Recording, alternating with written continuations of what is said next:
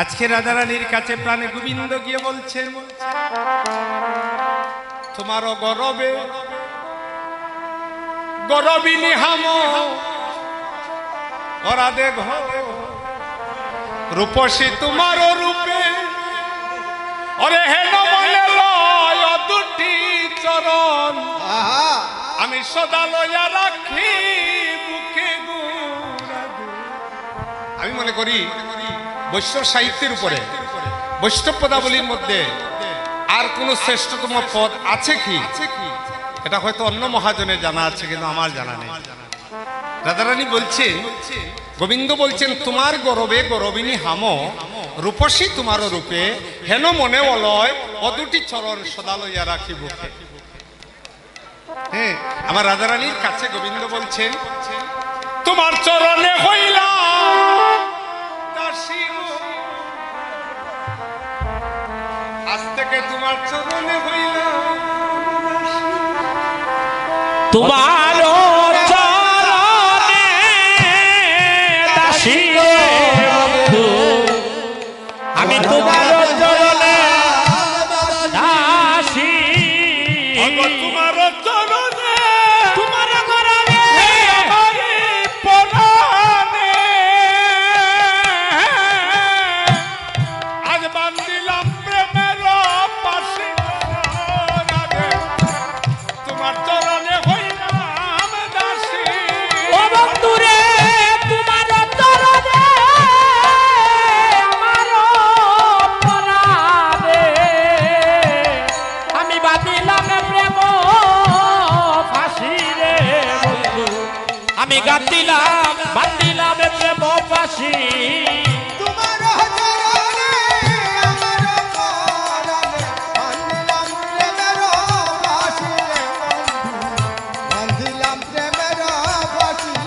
ও বন্ধুরে তোমার চরণে হরে হরে আমি বান্ধিলাম প্রেম ফাঁসি রে বন্ধু, আমি বান্ধিলাম প্রেম ফাঁসি। জয় গৌর হরি বল হরি বল হরি বল হরি বল। ওরে তোমার চরণে আমার পরাণ গাঁথিলাম প্রেম ফাঁসি রে বন্ধু, গাঁথিলাম প্রেম ফাঁসি। প্রেমময়ী রাধারানী বলেছেন, হয়ে প্রাণী গোবিন্দ আমি তোমাকে দিতে পারি, তোমার সঙ্গে আমার একটা শর্ত আছে। কি শর্ত? আস্তে আস্তে আস্তে আস্তে। তুমি থাকবে আমার অন্তরে, আমি থাকবো তোমার বাহিরে। যখনই তুমি নদীয়ার পথে যাবে, তুমি দোলাই যেদিন দূষরিত হবে, তোমার কমল অঙ্গ কত বিক্ষত হবে, আমি তা সহ্য করতে পারবো না। তুমি থাকবে আমার অন্তরে, আমি থাকবো তোমার বাহিরে। আমরা দুজন যে একাঙ্গ হয়ে যাব এই প্রতি জীবের দাঁড়ে দাঁড়ে। তুমি গিয়ে বলবে রাধে রাধে, আর আমি বলবো কৃষ্ণ কৃষ্ণ। এই মহাভাব।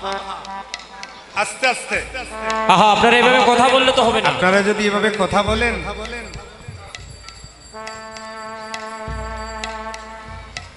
শুনুন, বড় ভাগ্য গুণে আজকে 3 বছর পরে আপনাদের নবীগঞ্জ এলাকায় এসেছি।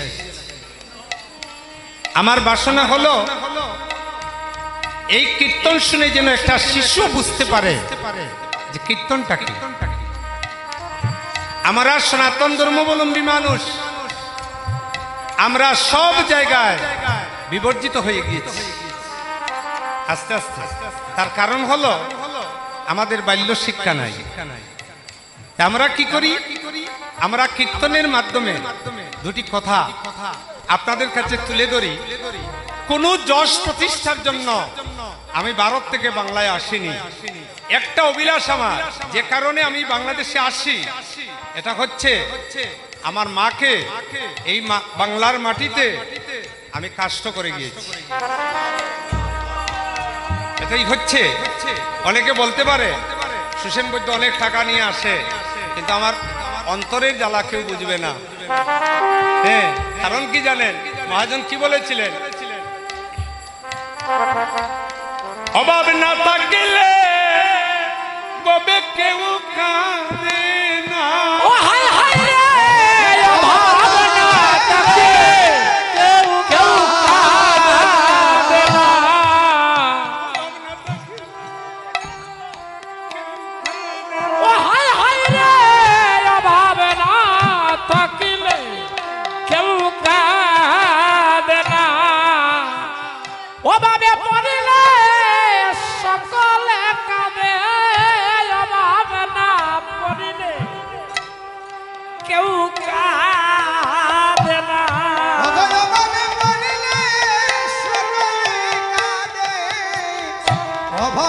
থাকিলে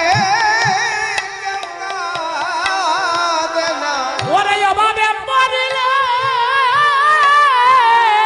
সকলে কাঁদে অভাব না থাকিলে কেউ কাঁদে না সকলে কাঁদে অভাব না থাকিলে কেউ কাঁদে না ওরে অভাব না থাকিলে কেউ কাঁদে না অভাব না থাকিলে কেউ কাঁদে না ওরে অভাব না থাকিলে কেউ কাঁদে না বাইরে অভাব না থাকিলে কেউ কাঁদে না অভাব যদি না থাকে কেউ কাঁদে না গো মা। আমার অন্তরে একটা জ্বালা আছে মা, কারণ এই মাটিতে আমার 4 বছর বয়সে আমার মাকে আমি রেখে গেছি। আপনারা যখন আসরে মায়েরা আসেন আমার মনে থাকে যদি আমার মাও বেঁচে থাকতেন আপনাদের মতো বসে বসে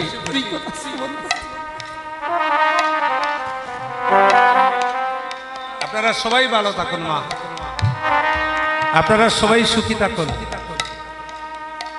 আমি প্রার্থনা করি আপনাদের দেশের সন্তান হয়ে আপনারা সবাই ভালো থাকুন। মানুষ কিন্তু আজই ভগবানকে দর্শন করতে পারত, কিন্তু 3টা বস্তুর কারণে মানুষ ভগবত ধামে যেতে পারে না। প্রথম হচ্ছে হিংসা, দ্বিতীয় হচ্ছে নিন্দা, তৃতীয় হচ্ছে অভিমান। এই 3টা বস্তু মানুষকে ভগবত ধাম থেকে অনেক দূরে সরিয়ে নিয়ে যায়। আজ আমার রাজারানী ভগবানের কাছে কোনো মান নেই, অভিমান নেই। একজন গোয়ালিনীর চরণে গিয়ে নয়নজলে ভাসিয়ে বলছেন, বিনোদিনী তুমি আমাকে কৃপা করো, রাধে আমায় কৃপা করো, রাধে আমায় কৃপা করো, রাধে আমায় কৃপা করো, রাধে আমায় কৃপা করো, গত করো রাধে আমায় কৃপা করো, ফকির গত করো, রাধে আমায় কৃপা করো, ভক্তি দান করো তুমি আমায় কৃপা করো, আমার কৃষ্ণ ভক্তি দান করো, তুমি আমায় কৃপা করো, ভক্তি দান করো তুমি আমায় কৃপা করো, ভক্তি দান করো রাধে আমায় কৃপা করো। বিনোদিনী বলছেন, প্রাণনাথ আমি তোমাকে দিতে পারি, হগো তুমি রবে আমার অন্তরেতে, আর আমি রব তোমার বাহিরেতে। অঘ তুমি রবে অঘয় অন্তরে তোরেতে অঘয় আমি রব তোমার বাহিরে হগো যাব মোরা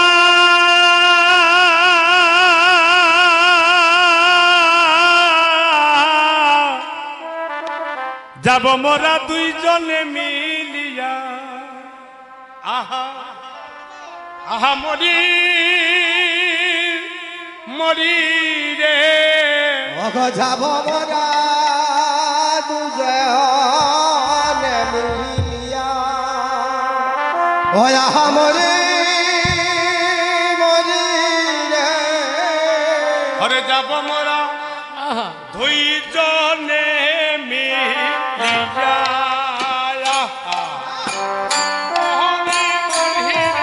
অঘ যাব মোরা দুইজনে মিলিয়া, মরি মরি রে, ওরে যাব মোরা দুইজনে মিলিয়া, আহা মরি মরি রে, অঘ যাব মোরা দুইজনে মিলিয়া,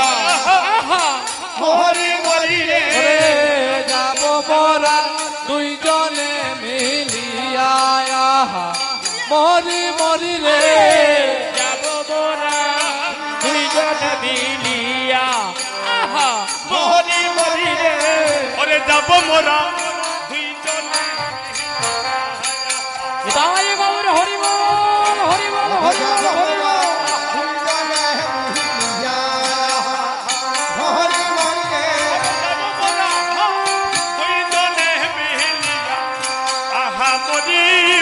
রে দুইজনে মিলিয়া আহা মরি মরি রে যাব মোরা দুইজনে মিলিয়া যাব মোরা দুইজনে মিলিয়া মোরা যুগ হয়ে যাব গো যুগ হয়ে যাব গো যুগ হয়ে যাব গো নীলমণি আর হেমমণি যুগ হয়ে যাব অগ নীলমণি আর হেমময়ী যুগ হয়ে যাব গো যুগ হয়ে যাব গো যুগ হয়ে যাব হরে নীলমণি আর হেমমণি যুগ হয়ে যাব গো নীলমণি আর হেমময়ী যুগ হয়ে যাব গো প্রেম কোথা থেকে আসে? আমার রাধা গোবিন্দ যে প্রেম করেছেন বিশ্ব ব্রহ্মাণ্ডে এমন কোনো প্রেম নেই।